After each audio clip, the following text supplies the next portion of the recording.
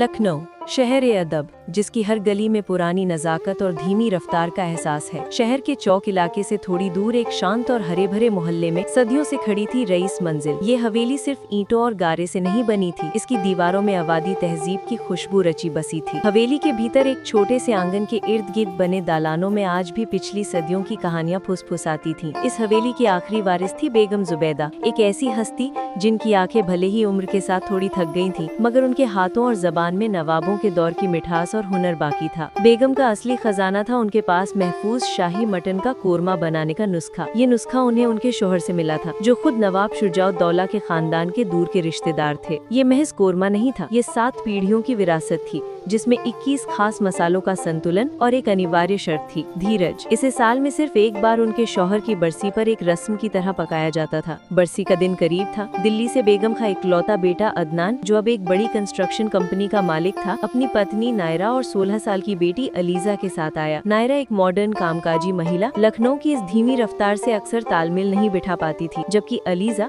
एक उत्सुक किशोरी को हवेली की हर चीज में कोई जादुई कहानी नजर आती थी। उस शाम जब बेगम ने रसोई की पुरानी संदूकची खोली तो अलीजा पास आकर बैठ गई। संदूकची से काली मिर्च, सफेद मिर्च, जायफल, जावित्री और कुछ ऐसे मसाले निकले जिनका नाम अलीजा ने कभी नहीं सुना था। दादी जान, ये कौन से मसाले हैं और इस कोरमे में इतना वक्त क्यों लगता है? अलीजा ने अपनी उत्सुकता छिपाई बिना पूछा। बेगम ने अपनी उंगलियों से जाफरान के कुछ रेशे निकाले और उन्हें अलीजा के हथेली पर रखा। मेरी बच्ची, इस जाफरान की कीमत सोने से ज्यादा है, मगर असली कीमत इसकी नहीं बल्कि इस कोरमे में लगने वाले वक्त की है। ये नुस्खा कहता है कि जो चीज प्यार और सब्र से पकती है, उसका जायका दुनिया में कहीं नहीं मिलता। इसे दम पुख्त शैली में चूल्हे की बिल्कुल धीमी आंच पर बिना छेड़े लगातार 6 घंटे तक पकाना जरूरी है। दिन सुबह सुबह बेगम ने अपनी निगरानी में सारा सामान निकलवाया। मटन के टुकड़े, जिनका वजन और आकार हर टुकड़े का समान होना चाहिए था, चुने गए। बेगम ने मैरिनेशन के लिए खास पेस्ट तैयार किया,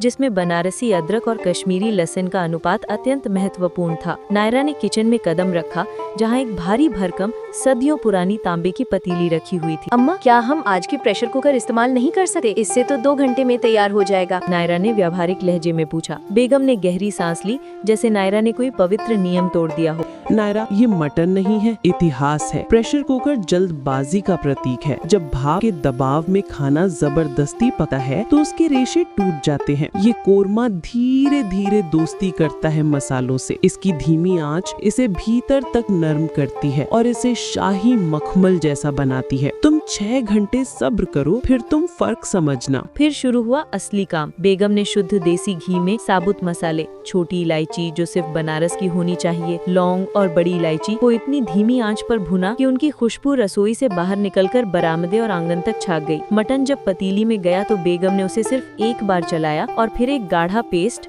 जिसमें भुने हुए काजू, पिस्ता और मखाने पिसे हुए थे, ऊपर से डाला। पतीली को चूल्हे पर रखा गया। बेगम ने पतीली के मुंह को गीले आटे से सील कर दिया, ताकि अंदर की खुशबू और भाप बाहर न निकले। यही दम पुख्त का तरीका था। दोपहर गुजरने लगी। अदनान, जो अपने काम के मेल चेक करने लगा था, उसने अपनी माँ को देखा। वो रसोई में एक पुरानी चौकी पर बैठी थी। उनकी नजरें टिकी थी चूल्हे पर, जहाँ लकड़ियाँ बस सुलग रही थीं, जल नहीं रही थीं। अम्मा, अब थक गई होंगी, थोड़ा आराम कर लो, अब तो बस पक रहा है, अदनान ने कहा। बेगम ने हल्की सी आंख खोली। खाना तभी अच्छा बनता है जब बनाने वाला होश में हो। अदनान, ये मटन मेरे अब्बा जान को बहुत पसंद था। जब मैं इस धीमी आंच को देखती हूँ तो मुझे लगता है कि मैं उनके और तुम्हारे अब्बा के सब्र को आंच दे रही हूँ। इस 6 घंटे में सिर्फ मटन नहीं पकता, इसमें हमारी यादें भी घुलती हैं। तो अलीजा को अब समझ आ रहा था, 6 घंटे सिर्फ पकने का समय नहीं था, ये धैर्य का, स्मरण का और समर्पण का समय था। शाम 5 बजे जब लखनऊ में सूरज की किरणें आखिरी सलाम कर रही थीं, बेगम ने चूल्हे से पतीली उतारी। उन्होंने बड़ी सावधानी से सील किया हुआ आटा तोड़ा। ढक्कन हटाते ही एक ऐसा सुगंधित बवंडर रसोई में आया जिसने सबका ध्यान खींच लिया। मटन का गहरा भूरा रंग, ऊपर तैरती हुई घी की परत और जाफरान की सुनहरी आभा। नायरा भी अपने मोबाइल को भूलकर मंत्रमुग्ध सी देखती रह गई। रात के खाने पर जब बेगम ने पहला कोरमा अदनान की प्लेट में रखा तो अदनान की आंखें भर आईं। उसने पहला निवाला लिया और आंखें मूंद ली। अम्मा, उसकी आवाज भारी थी। ये सिर्फ जायका नहीं है,